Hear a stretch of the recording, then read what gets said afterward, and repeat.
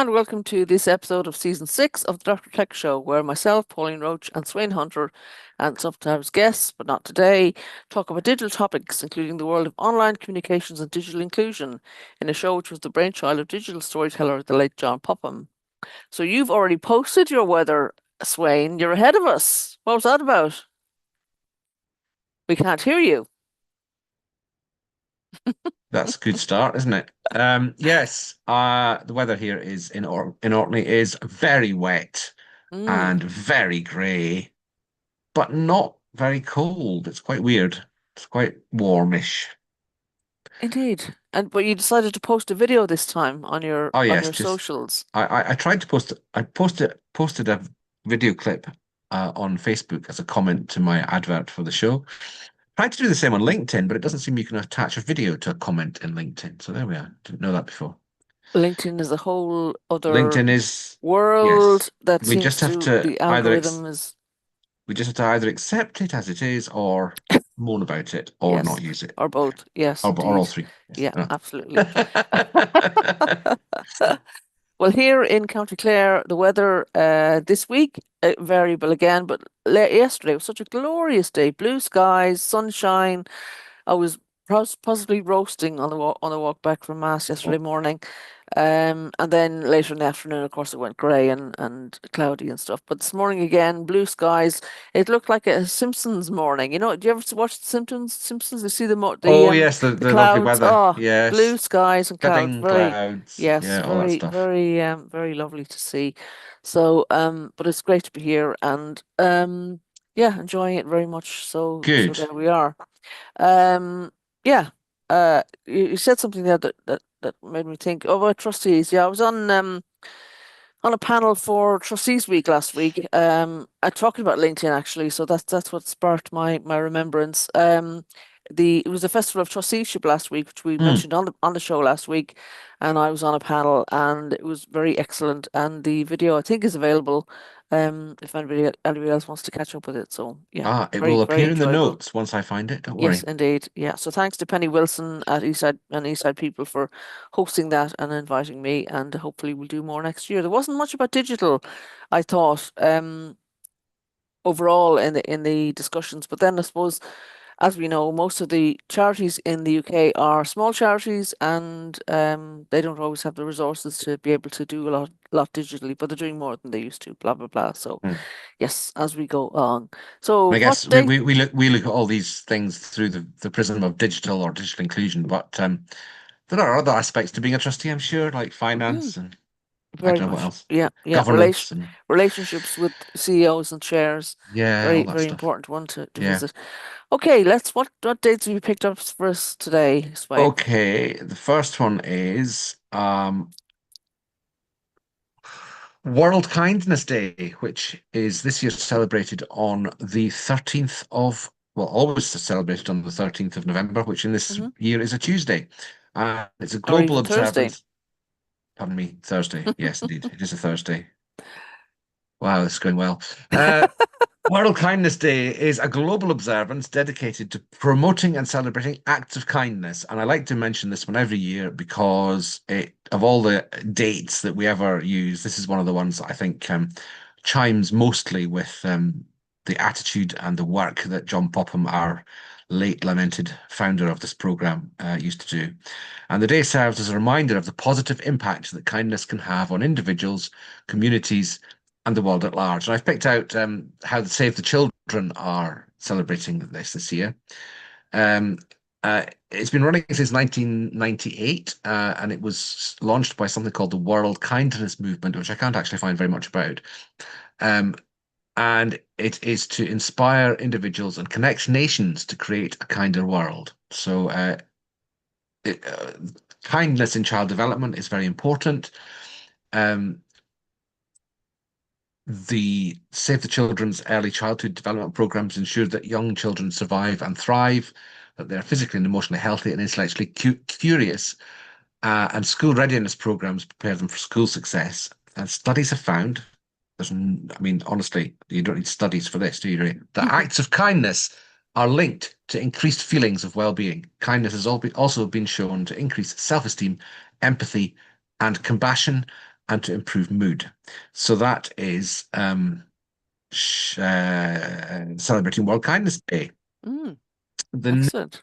date I have picked is really in honor of your ongoing move to the Emerald Isle. Am I allowed to call it that? That's not, Mm, is that that's all okay? right. Yeah. Yeah, yeah. Um, and it's Science Week Ireland, which is a week-long event in Ireland, funnily enough, each November, celebrating science in our everyday lives.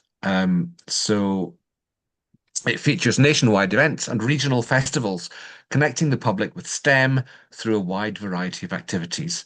Science Week includes a wide variety of events involving industry, colleges, schools, libraries, teachers, researchers, and students throughout Ireland. Science Week has a number of regional festivals offering a range of opportunities for the public to engage with STEM across Ireland. So that is just getting underway. Started yesterday and finishes on Saturday. Mm, So that's Science Week Ireland. Now, there's Science Weeks all over the place, but I just thought it was a nice one, mm, given that you yeah, are in Ireland at the moment. absolutely. Well, I'll have to see if I can pick up any events to do And with there's that, a County especially Clare regional event. I'll have to, is there? I don't know. I wonder. Okay, I'll have to have a look. The libraries here do host a lot of events, as other libraries do in other parts of the world. Hmm. So hopefully I'll be able to pick something up in Hmm. some of the libraries in the area. Okay, so I've picked up some events, a few more than usual, but it just seemed like there is a lot happening, of course, in November as Yeah, in it's a busy month. when the season starts again. Yeah. So this week is the annual, what has become the annual UK Charity Camp. It's the third annual one. And this is an unconference on Thursday, 13th November, 9:30 to 5. Tickets still available from what I could see on the website when I was looking at this morning. An unconference for people who want to explore how to use digital to help the third sector do more for their communities. It's a space for conversations, not for profit, free to free to participants, open to anyone, with a blocks of tickets for larger and smaller charities, and for the folk who work with them, and travel bursaries for those who need them. In 2023 and 2024, the previous iterations of this, a range of third sector folk attended, from trustees to people at smaller charities who have to do digital, as well as everything else, to heads of digital at larger organisations. Harry, Harold, and co-organisers did their best to make it welcome and inclusive place for everyone, from experts to complete beginners. Diverse experiences made for a better event, and I was very happy to attend both the previous events. But unfortunately, this week I have another appointment on that Thursday, so I'm not able to go. But Oh I no. can highly recommend it. And a number of my ex-colleagues from the neighbourhood network schemes in Birmingham did attend previous the previous events. I'm very pleased to say. So hopefully more of them will attend this year. Anyone else connected with Digital NNS might be there as well. I think some of our friends, other friends who we've had on the show before, might be there. I don't want to say particular names in case they have to cancel at the last minute, but we send our greetings to all our friends. We love on conferences, Sweyn and I, and we highly recommend them if you haven't attended one before. Um, Very interesting way of deciding what to talk about on the day, because the agenda is decided on the day. And if you look on the Eventbrite page, or go back and look at the UK Charity Camp website, they have a link to the agendas from the previous years, so you can look and see what was discussed the previous years, which is might be of interest to people as well. Mhm. So recommend And, that. I Yeah, noticed that that's hosted by DXW, who are yeah, long-term supporters of unconferences, both the UK Gulf Camp and many, many others. absolutely. Well done to them for that. And the events in Birmingham, so my ex home place, so I can recommend Birmingham as well as a place to visit and be in. I know lots of people are traveling. I think, yeah, I would don't want to say again, but maybe we'll have somebody on next week or in a few weeks to talk about how wonderful UK Charity Camp was again this year. Okay, on the 15th of November, which I think it's 10, 11, 12, 13, 14, if Saturday, yeah, Wow. Saturday, Well, I'm in not guessing any Manchester. more days this week. Is an event called Information. It's either Information Lives or Lives in DIY Culture. Lives, Lives, anyway, one of those. This is a day-long event about the relationship between DIY cultures, that is grassroots and political cultures and practices, and information, archives, libraries, and heritage. And as anyone who's listened to the program ever knows, we love libraries on this program. Examples of this aren't limited to setting up physical and/or digital grassroots libraries and archives, e.g., Salford Zine Library, Manchester Digital Music Archive, collaborations between institutions and DIY cultural organisations, e.g., People's History Museum and Over Here Zine Fest, archives of grassroots culture and social movements, and people with a background in DIY culture working in information organisations and the information sector. So, very much appealing to us. It says the event will be informal and different to more traditional academic conferences. Anyone is welcome to attend, including people involved in DIY cultures, for instance, musicians, zine makers, organisers, people who work or volunteer in information organizations, and they describe them as libraries, archives, museums, and more, and people doing research in universities or other spaces. The event aims to bring together people in each of these spaces so we can learn from each other, share skills and knowledge, and make connections that help sustain our endeavours in the future. And I really like this one because, well, because I've mentioned libraries, of course, several times, which is great. And some people who we've had on the show previously are involved in this, like Kim Fole from Geeks for Change, who we have had interviewed on the program before. We sent her best wishes. And just generally great things about zine making as well. My ex-colleagues or my colleagues, ongoing colleagues, I suppose, Civic Square in Birmingham, um, especially Bing. Uh, are big enthusiasts for zines, and in fact, I was involved in a zine making event in Birmingham once in years gone by, so can highly recommend it. Have you ever made a zine, Sweyn? No, no, I haven't. I don't think that my talents really lie in design and graphics and things like that. I can write words and other people can put them on a zine, Yeah, but I'm not a great. No, I haven't done that ever. no, no. Oh, well, something maybe for the future if you Well, get possibly inspired. if I get inspired, yes. Yeah. Moving on. I like this notion of DIY culture though. It's not a term that I can't believe I've never heard of it before, but I don't think I have. Mm, But it's great. Yeah. yeah, yeah. Well, I think yeah, it it's probably just formalizing something we would have recognized previously, you know. Yeah. Um, yeah. I've looked up a definition and it's All right. it I don't know, this is a Wikipedia definition, so it's open to challenge, I guess. It's been described as as self-made culture, one of designing, creating, customizing, and repairing items or things without any special training. Hmm. DIY. So that's actually just DIY. It's not DIY culture. I had a better definition than that. Never mind. Well, I think it's Next. interesting to look through the Eventbrite page and see Yeah, all the different things that are being described, as yeah, we will have a link in the show notes. But it's yeah, yeah, I just found it very fascinating, and if I was in Manchester on the 15th, I would definitely be thinking about going to this. yeah. Sure. Okay, the next one is on the 20th of November, and this one is in Edinburgh. And this is the UK Digital Economy Conference. And we don't always talk about the economy on this show, but it's obviously of interest to all of us. And this event will explore how the UK's nations and regions can build stronger, more inclusive digital economies through targeted action on skills development, coordinated investment, and world-class infrastructure.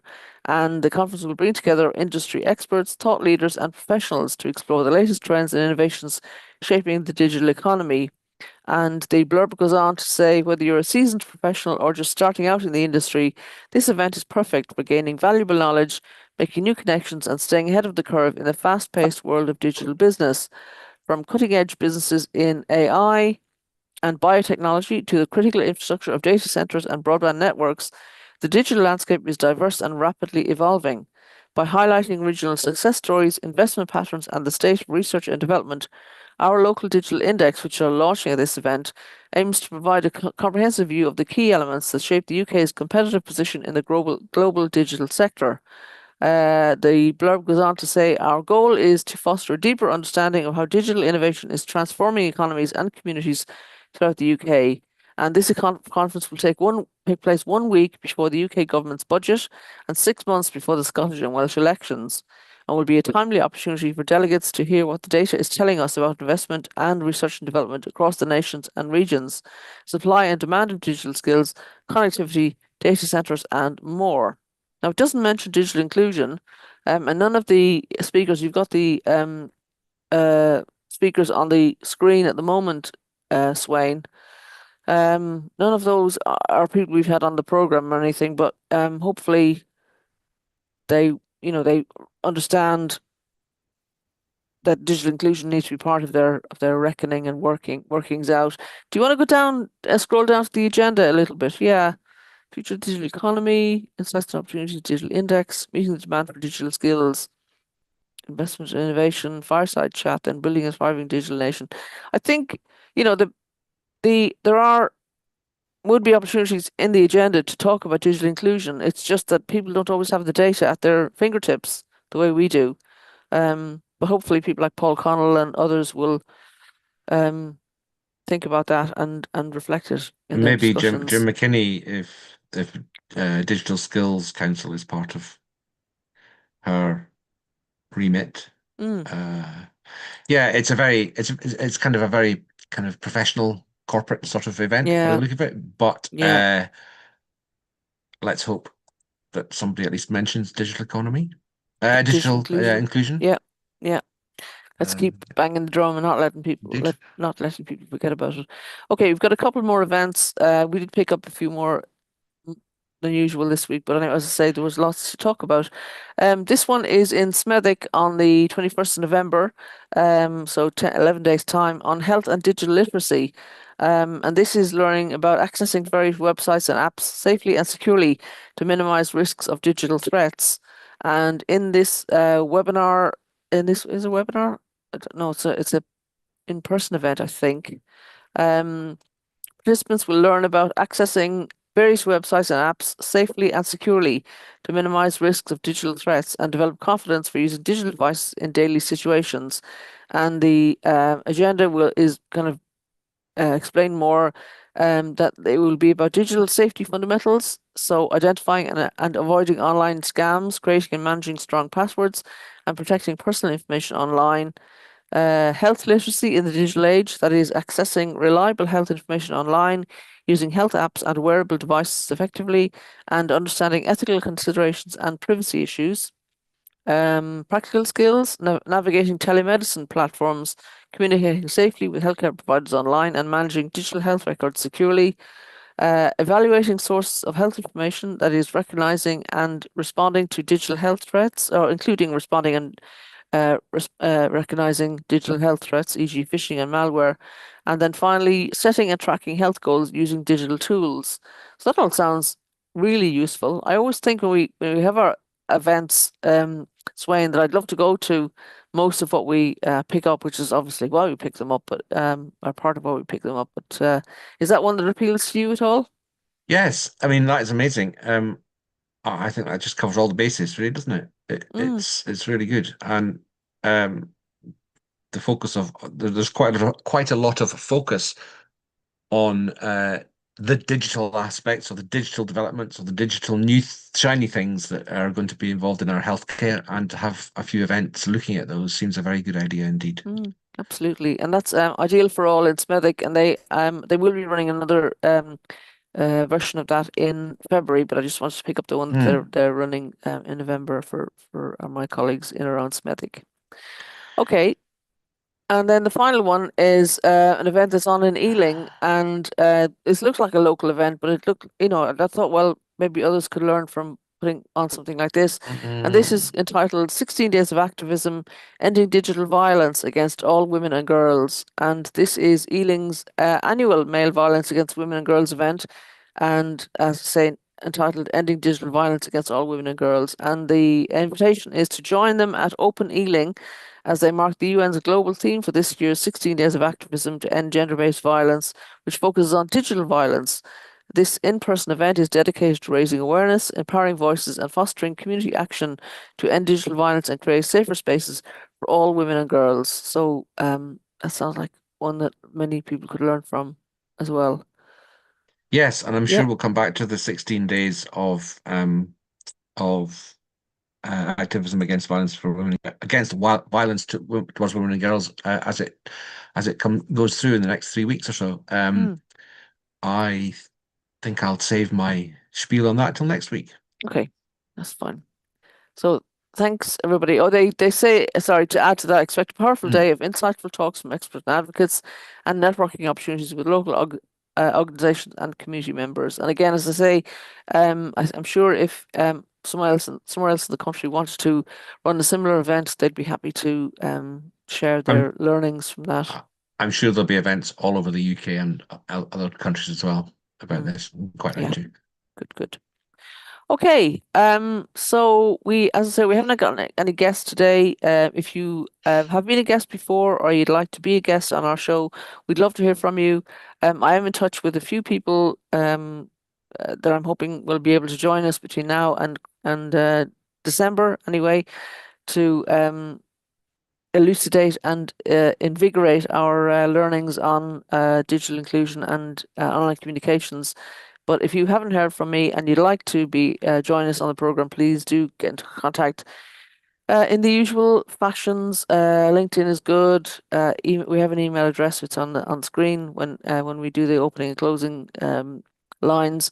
I saw on the posts that you did, Swain, we did have a few likes. So Janet Oh, Davis, for good. example, I'm not sure if she listens on live to the show, but if she thanks Janet for your support. If you'd like to join us on the program anytime, you'd be more than welcome. And any of our usual friends would be more than welcome. Okay, so let's go on to some of the stories that we've picked up. This is one that you picked up, Swain. Do you want to talk about it? Can do, or let's see if I can do. Hmm. Yes. No, I don't believe this is yours, I think. Oh, is it? Okay. Okay. Vouchsafe's take on. On the Online Safety Act. Yeah. So this was we picked this up a few months, well, a few weeks anyway, maybe what's the date on it there, Swain? August the 4th. Okay, yeah, so a few months ago, but the Online Safety Act obviously is uh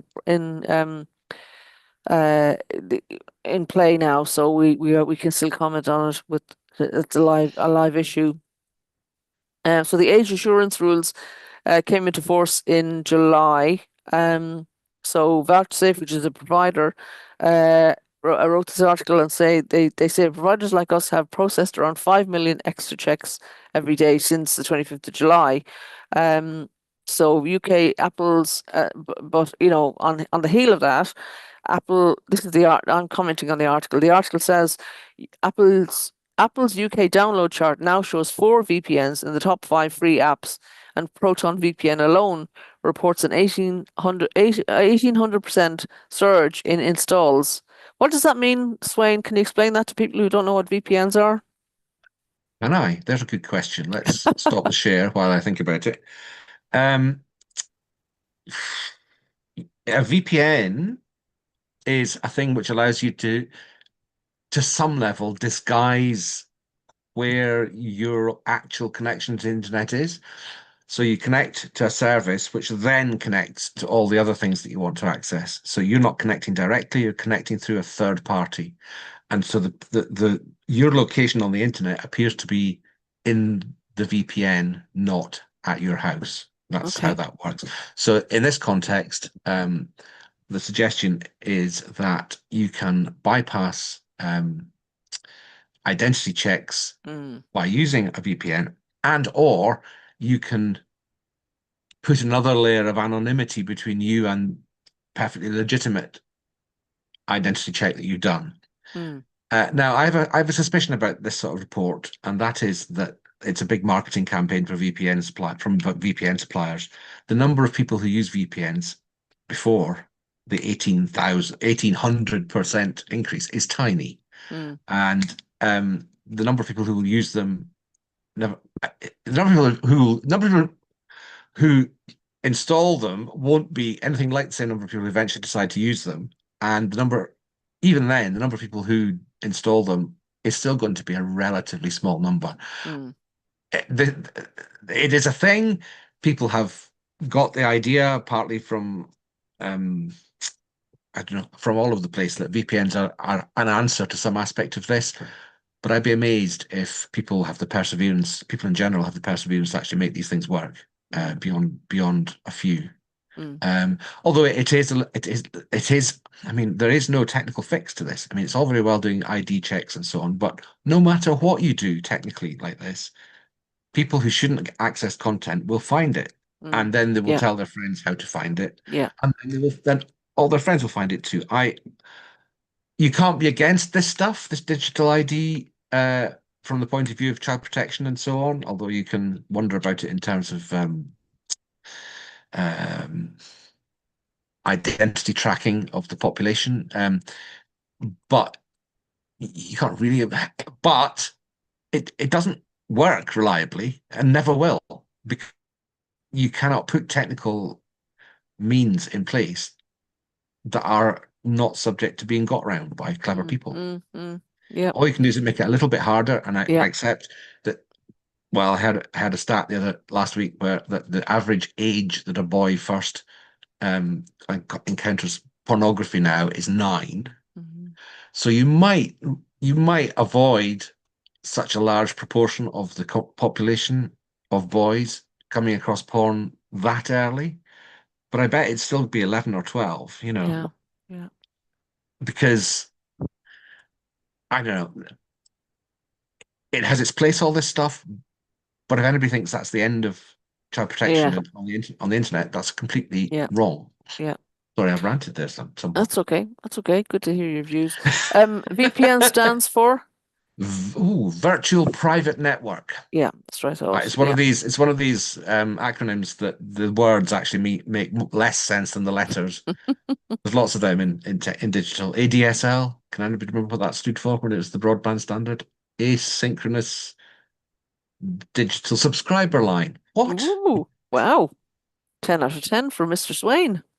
ISDN from history. Integrated subscribe data speech and data network. It doesn't mean anything. Even if you spell out the words, these things don't mean anything to anybody. We'll have to do a quiz at Christmas time for That would be a good one, acronyms. actually. Yeah, That would yeah. be a good one. Mm. Yes, yes. But you have to time it so people don't get a chance to look things up. Anyway, um, pressing on at the point about the kind of the laboring over the VPN point was because people are saying this will the Online Safety Act will lock things down, but we know that people are getting around things. Anyway, I'll read on. Making it harder to reach restricted content clearly works in one sense. Children are unlikely to land on it by accident, yet the stampede to VPNs shows how quickly determined users route around blunt controls. Um, the article goes on to say something must be done in quotes. The breadth of the act is starting to bite. Wikipedia is in the High Court, arguing that Category 1 duties could force volunteer editors to hand over ID, undermining the very model that keeps the encyclopedia free and open. And at the other end of the spectrum, an NVIDIA update now blocks under 18s from changing their graphics card settings unless they prove their age. A reminder of how widely potentially harmful can be interpreted. I mean, this bothers me because when you prove your age, who possesses that data then? What it's anyway, because you have to Well, provide that's that. a government ID, issued Abs- ID usually. And there's already been cases of the companies who are providing that service, because it's not the government doesn't do this directly. It Mm, kind of provides mechanisms for other companies. There's already examples of those IDs being hacked. yeah. Was it Signal, or was it it was Discord, the Discord Ah, yeah. app. Okay. Yeah, yeah. They have But used, there's a lot of young people on. yes, Mm, uh, but they have suffered a breach of their um, the data that was provided to whatever service provider they mm, use for ID mm, has mm, been breached. So now you've got another layer of information online that can get into the wrong hands. mm, It's that is definitely a cost for this to correspond with this benefit, mm, that it'll make it more difficult for children to inadvertently access inappropriate content. It, yeah. it probably won't prevent very many determined Mm, uh, children, particularly once they get to 11, 12, 13 years old, to share information about how to get around these things. And yeah. so anyway, yeah. The article goes on to say technology strategist Rachel Caldicott, who we know, calls Mm, this a soundbite policy with messy consequences, yeah. noting that kids can still use a parent's parent's device or set up a VPN. The predictable next suggestion to ban VPNs altogether would punish legitimate uses, add surveillance pressure, and still fail to stop the most determined users, as we have just said. Andy Hindle, chair of the Identiverse conference, warns of proofing creep, and Ooh, he or she says, encouraging people to share sensitive documents for no good reason normalizes risky behavior. Sensitive yes. information gets proliferated and eventually exploited. Again, here we go on to the article goes on to say what we've just said, requiring a passport scan to tweak GPU settings or edit a wiki entry jars with any sense of proportionality and seeds ever larger troves of personal data for criminals to target. Vouchsafe says that we support proportional experimental alternatives to handing over a government ID, and they're saying about face-based age um, estimation from a short video selfie, examining a user's online footprint from their email address or phone number, or accepting pass cards that are explicitly intended to help young people prove their age. Um, they're saying then, though, that although these all feel less intrusive, they don't solve the core issue. The only sustainable answer is standards-based, true digital ID, cryptographic, privacy-preventing credentials that let someone prove I'm over 18 or I'm me without handing a random website their driving license and photo. The article goes on to say that Ofcom can still hit platforms with fines of up to 10% of global turnover. Blanket ID demands risk eroding public trust and ironically weakening age assurance in the long run. A risk-based approach built on data minimization and interoperable digital ID would protect children without turning everyday internet use into a high-stakes identity parade. And last but not least, the article says Vouchsafe specializes in practical standards aligned checks that stay firmly on the right side of proportionality. So yeah, it was a bit of kind of advertorial maybe. Other identity check organizations are available. One But, I've had contact with is Yoti, YOTI.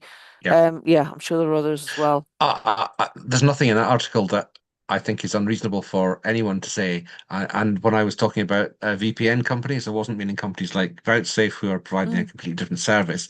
mm, VPN companies have always had a slightly shady reputation in allowing you to hide who you are mm, online. mm. Um, Many people have perfectly legitimate reasons for doing that, but there are also things you can do if you're fairly sure that you're anonymous online, even to people who can check the IP addresses on. There are then things you can do which aren't very good. Yeah, yeah. So VPNs, yeah. But I hadn't heard of this business of having to prove that you're 18 to change your graphics settings. That's insane. That's that's Seems a ridiculous. bit overkill, yeah. Yeah. Okay, well, if anybody wants to come on the show and talk to us more about that, we'd love to hear from you. Yeah, always interested to hear more. I'd really like to hear from somebody who fully supports from a place of understanding what's in the Online Safety Act. There must be some people there. Well, Rachel Cultigan has been running some events around on it that one of which I've attended, so I would say Yeah, Rachel knows more than many. Um, yeah, so if we can get Rachel on, that'd be great. yes, that'd be great. Mm. Okay, the next one is the Scottish Government announcing an app for the NHS, and there's a video. Are we going to Oh, see a bit of the video? we can do. This is Neil Gray, the Scottish Minister for, I'm going to guess, health and social care, that sort of Hmm. thing. He actually is a person who comes from Orkney. So there we are. Excellent. I have a feeling he mentions the SNP a couple of times, but that's okay, isn't it? I mean, Hmm. so he's just giving Yeah. us information, really. Hmm. Okay, so we'll share this and listen to what he has to say. Today, your SNP Scottish Government is announcing My Care, our new online app for health and social care. This will be the single biggest digital innovation in Scotland's health and social care system and will transform how you manage your personal health care. It'll give you one secure, easily accessible place on your phone to see your appointments, GP letters and some of your personal health records for the first time.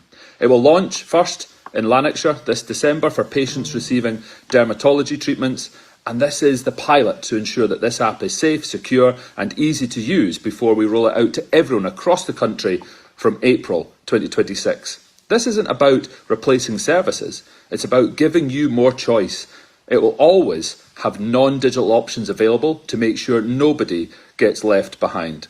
So while we deliver record investment in our NHS, recruit more GPs and deliver more appointments, we're also delivering a health service fit for the future. That's what you will always get with an SNP Scottish Government. Scotland, I've got... I don't think you can tell at all that there's a Scottish Parliament election coming along, can you? No, very subtle, but very interesting. What's your take on it as a citizen in Scotland? I think it's another of these things. It's going to happen. It's great. Let's hope that it happens in an orderly way. They're doing a pilot. That's good. Let's just see. I don't think there's very many other details than what the minister has just said there about what it's all going to be. But we'll keep an eye on that story. And of course, this is in a sense Scotland catching up with England, with the English NHS app having been in development or in piloting or available even for a little while now. Well, hopefully, the Scottish NHS app will learn lessons from the some of the glitches that the in England NHS app has had, as I know it hasn't been plain sailing. So I don't think introducing any sort of NHS app could ever be done with only plain sailing. Actually, I think there will definitely be. Oh, no, stop. Sorry, I'm doing two things at once. There will definitely be teething problems. There'll be definitely people who the providers don't realize will have problems.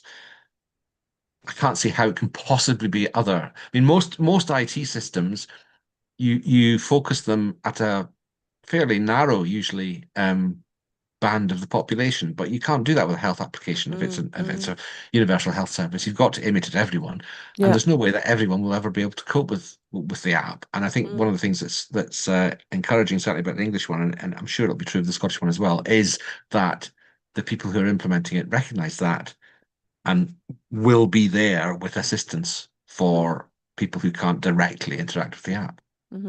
And very unsubtly inserting, if people do want help with the app in Scotland, have you got an agency that might be able to help them with that?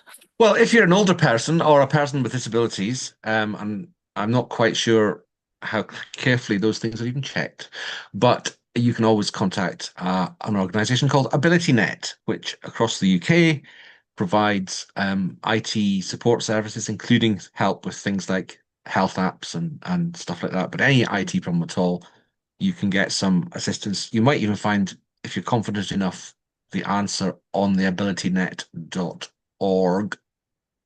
I'll put that in the notes.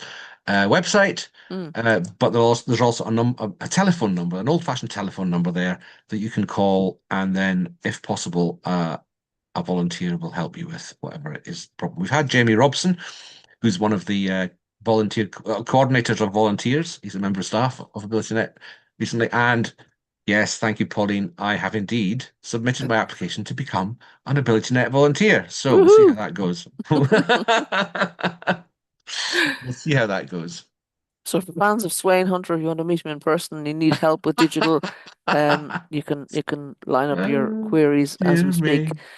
Okie doke. Moving on. What do libraries mean to the Scottish public? This is another one that you picked up, Sweyn. Oh, right. Yes. Scottish Book Trust. It's all about libraries and Scotland. And again, I'm trying to do two things at once, speaking and chewing gum, as they used to say. So this is a report from the Scottish Book Trust, which I think I'm now sharing. Yes. Yeah. Which basically is a bunch of images, and they say why libraries matter. And they've published this report, The Value and Impact of Scotland's Public Libraries. Sorry, I'm reading from here, not from here.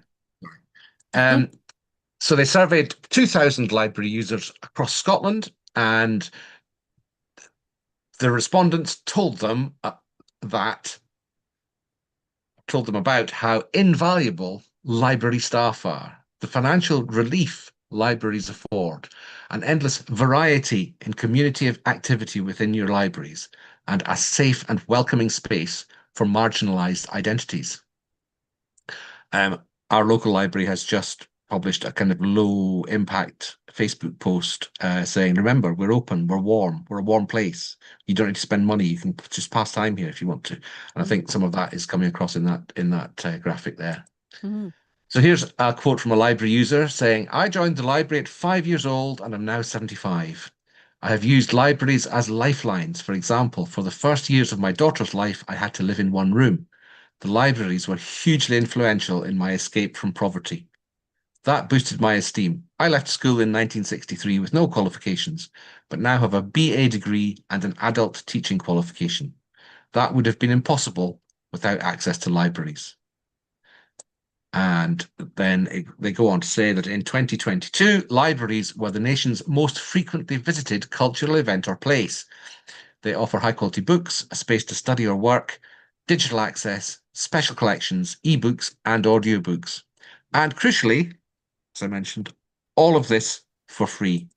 Brilliant. And again, well, the thing I really always bang on about is libraries are not buildings. Libraries are services provided by staff, by paid staff. A room with books in it is a room with books in it. Yeah. But a library, in this sense, requires people who know what they're doing to be there for people and to assist or just make them feel safe, even. I think that's a really important point. Anyway, library staff often go beyond the call of duty for their communities. This is a quote from a library professional. Wi-Fi is available outside the building, and we often have people hanging around there when the library is closed.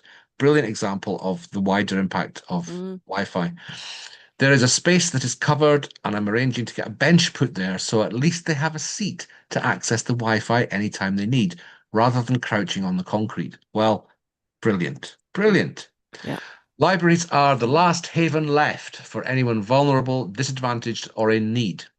With free access to computers and the internet, they are instrumental for people facing digital inequality or poverty. 84% of library users told us their library saves them money a lot.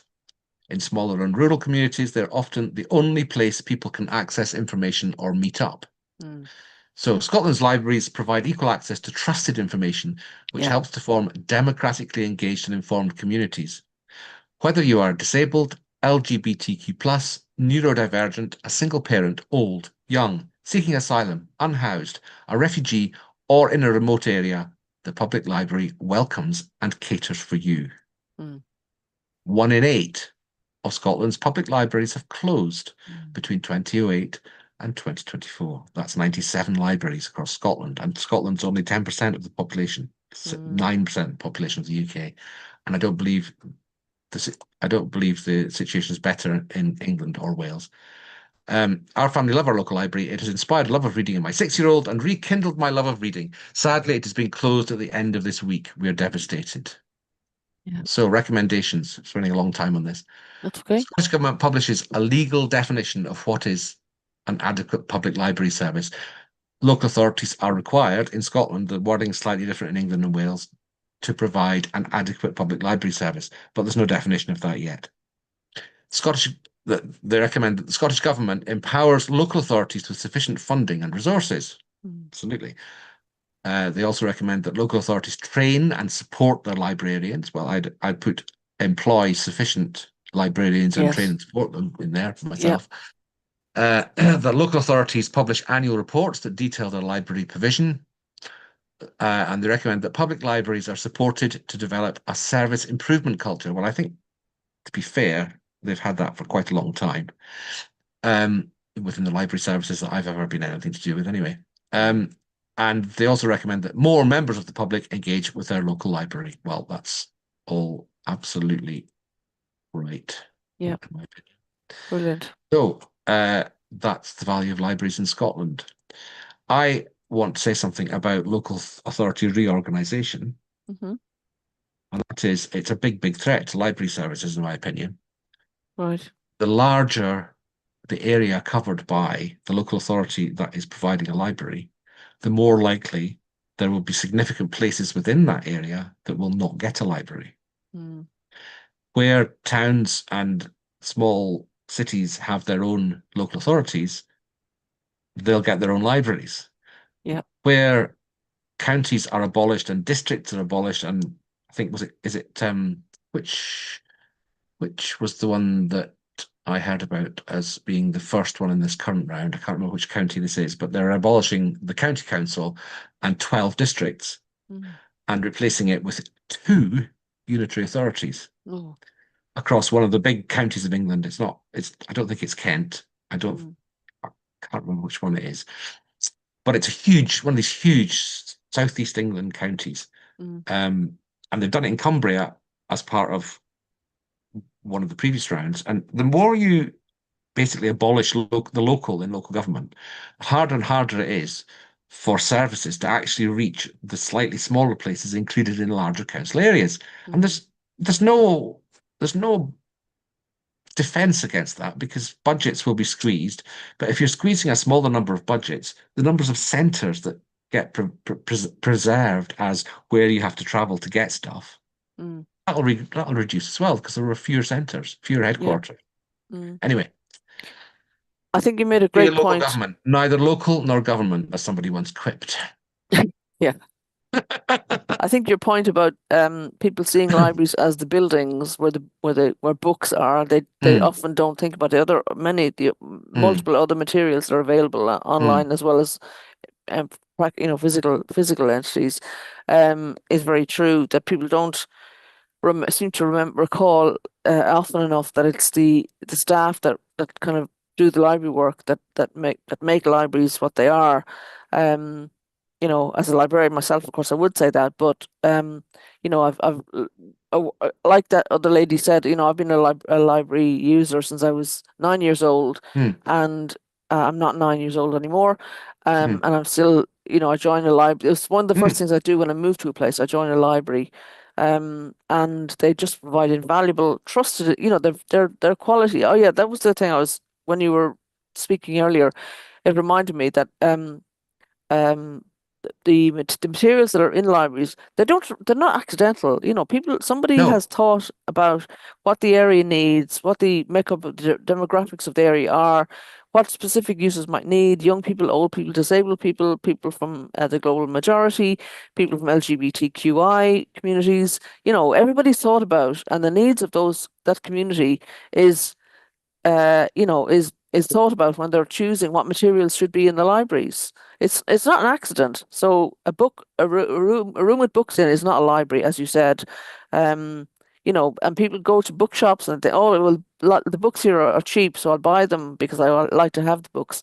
They might be cheap, but they're not chosen by somebody who's thinking no. about you and your needs. They're Also, I just, like a room full of books that only has staff there like a few hours a week isn't providing all the services that report was focusing on because it's shut mm, most of the time. yeah, yeah, So yeah. it's not doing all of those things. I mean, libraries do now enable you to by through my library card, I have access to all sorts of online resources as well, Mm, which is good. It's great. It's a great add-on, but that's only a tiny part of the more in-person, place-based stuff that all of those uh, graphics we're talking about. mm. The wording, obviously, in Scotland is different for what the act that covers the Yes. libraries. So in the but I thought the Public Libraries and Museums Act 1964 covered. Oh no, it's England and Wales. Yeah, Yeah. okay. And the wording of that is that the local authority has to provide a comprehensive and efficient library service for all persons living, working, and using the area. So, but again, each local authority has to define what they Yeah. see as comprehensive and efficient, and they all do it Yes. differently. Yes. So that's And that's a how shame. how do you even begin to think about challenging that when Yeah, there's no legal definitions of those yeah, words anyway? yeah. I mean, my involvement, as you know, with the Birmingham Loves Libraries campaign, Mm. we've produced a lot of briefing papers there. So if anybody's, interested to know more about that and to find out more and how to, and some, if they want to have materials to persuade their local elected members, local, regional, or national, about the importance of libraries, please do go look at those materials, because they're written for Birmingham, but they pertain to anybody who cares about libraries and wants to, campaign to support them. So Can you just say the name highly of that recommend campaign those. again? Birmingham loves libraries. They have a small website, and there's a resources section where all the briefing papers have been shared. Yeah, and what you call that? I'll declare my interest. I have been involved in the campaign. I am involved, and I helped to write some of the briefing papers. But I, could still Good for recommend it you. because it Good wasn't for just you. me. Yeah, thank you. Okay, so And we'll all reuse them in other areas where we hopefully, can. yes, hopefully. Okay, moving on. Uh, Elon Musk. We don't often mention that person's name on here, Who's but that? Sorry, I don't think I know who you mean. Oh, him. launched an AI-powered encyclopedia in the beginning of November, called Grokpedia. What a surprise! He said, I'm just keep clarifying this. Elon Musk said it was better than Wikipedia, or Wokepedia, as the supporters call it, reflecting a view, somebody else's view, not my view, that the dominant online encyclopedia often reflects left-wing talking points. I don't think that's a bad thing, but there you go. One post on X caught the triumphant mood amongst Musk's fans. Elon just killed Wikipedia. Good riddance. Well, that's one opinion among very many others. Users, the article, this is an article of The Guardian, by the way, by the Robert Booth, their UK technology editor. The article says users found Grokpedia lifted large chunks from the website it intended to usurp, containing numerous factual errors, and seemed to promote Musk's favored right-wing talking points. However, the article does go on to say, and quote, a I friend of, love the example there at the beginning of the article.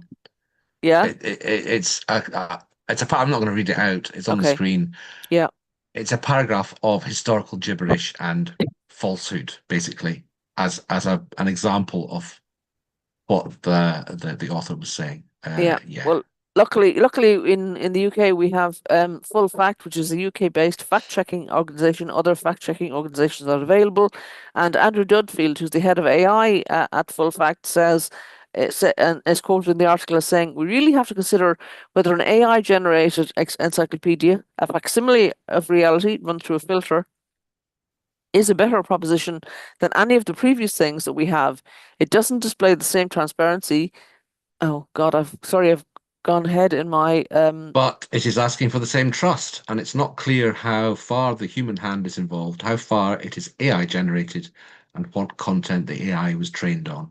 It's hard to place your trust in something when you can't see how those choices are made. That's Andrew yeah, Dudfield of head of uh, AI at Full yeah. Fact. Yeah, thank you. Thanks, Sweyn.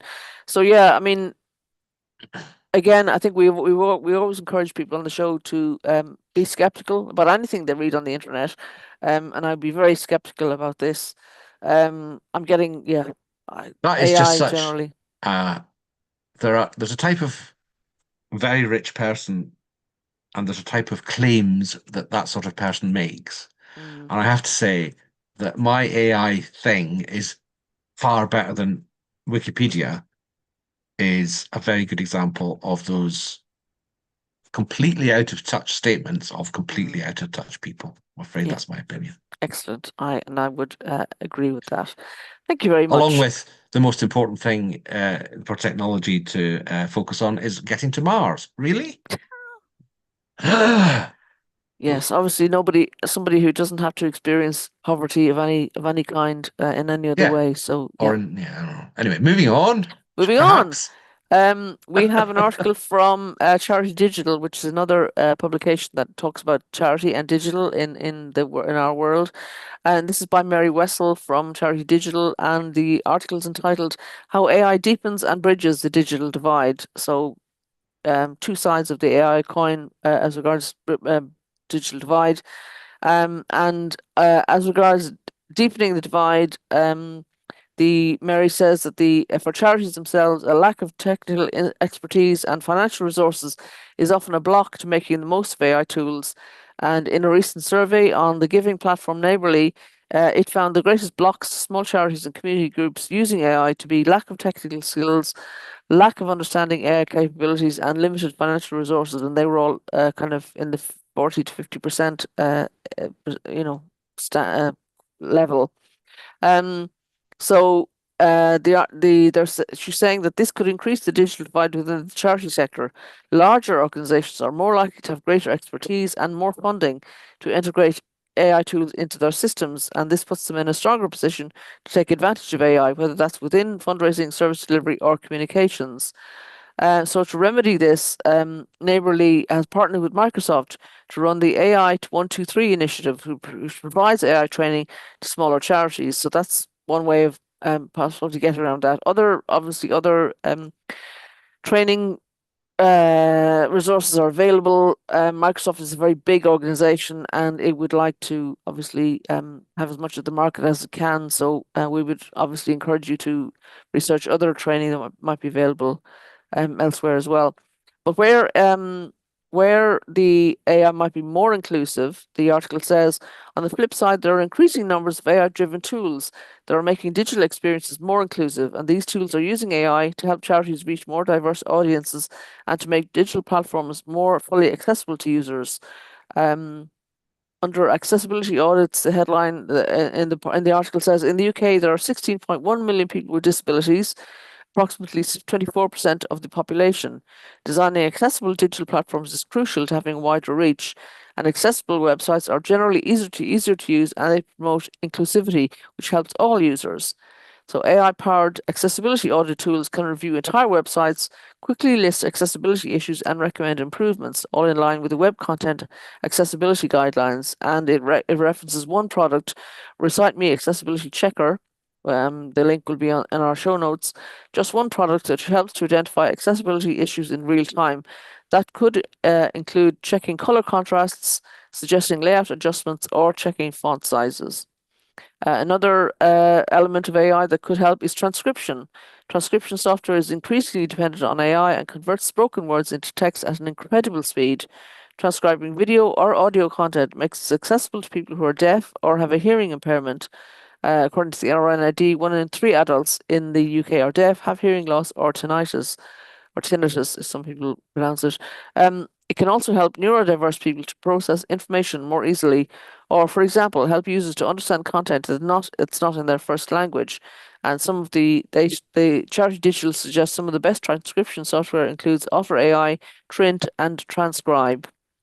And a final suggestion of where AI has helped is chatbots. AI-driven chatbots enable charities to provide an element of 24/7 support for users. This can be hugely helpful for offering support and advice for people who can't access services during traditional work hours, whether that's due to work schedules or caring responsibilities or other aspects that help affect people's lives. Chatbots use simple conversational language, making information accessible to a wide audience. They can also guide users through online services or processes, which can help those who might otherwise find digital interfaces difficult to use. And if charities integrate chatbots into platforms like WhatsApp, they can reach people who don't have access to desktops or broadband, for example, older people or those in rural locations. So some possible helps for people there. I think it's one of those things, as we often say on the program, we're kind of keeping an eye on. We recommend things that we think will work and are helpful, and we highlight things that we think where there's risks or possibly disadvantages. I think those positive uses there, particularly transcription and translation. I mean, Google Translate is just a very early, very primitive AI, as is those accessibility aids that will listen to what you're saying and type it into a Word document for you. Those are very straightforwardly, very simple, very long-standing AI models, which gradually learn things. And so that there is a focus on improving those sorts of, accessibility aids and so on. It's a fantastic use of AI. It's just maybe not going to necessarily transform the way you can convert random conversations into sales leads and stuff like that. I just don't believe that's ever going to be happening. Okay, have we got time for another story, or do we need Go to? on. Yeah. Okay, so this is the benefits of telecare from in Farpoint. I think another one that you picked up. This is one of mine. The Scottish Government one. Farpoint is one of my favorite consultancies. They're a communications consultancy. Guy who started it comes from a small community in the Highlands, and he's done lots and lots of work for 30 or more years in this sort of space. And this is a report that they've done as part of their work with the Digital Office for Scottish Local Government, which I mentioned before on here, which is a cooperative of all 32 Scottish local authorities, which focus on specific digital services and provide advice and project management for projects that involve digital transformation of those services in Scotland. And this is a report they've done. Basically, it's another report stating slightly the obvious. Telecare is a good thing. The various digitally enabled devices that people with disabilities, older people, or any of us really can make use of are of great value.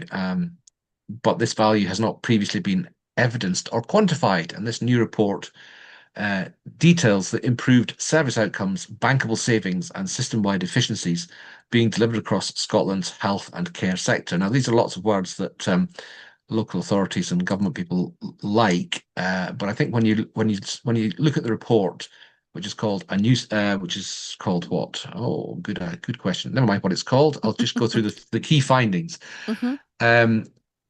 There are improved outcomes for service users of telecare compared to people who don't have access to telecare. There are reduced costs for telecare providers, including because people who have effective telecare devices, their admission to long-term care can be avoided or delayed.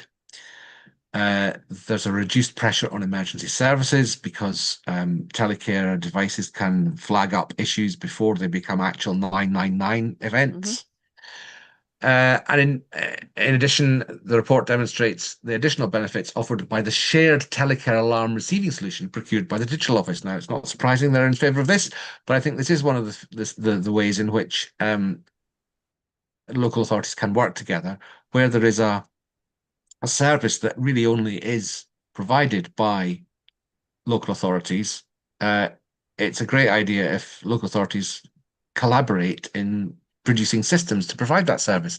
And that's what they've done here. They've managed to reduce costs. The system that they've developed, which is accessible to all Scottish local authorities, is less bureaucratic, less paper-based, and it allows the staff who are providing telecare to make more of their time, it is claimed.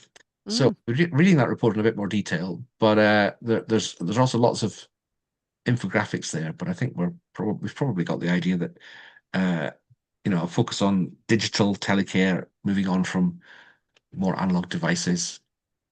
In the background is the replacement of all telephone lines with digital telephone lines. That's in the background there, but there's a lot more to telecare than that. Good. Okay, that's a good note to finish on. I think we have some stories for next week on Windows 10 support, which we're looking forward to sharing with you.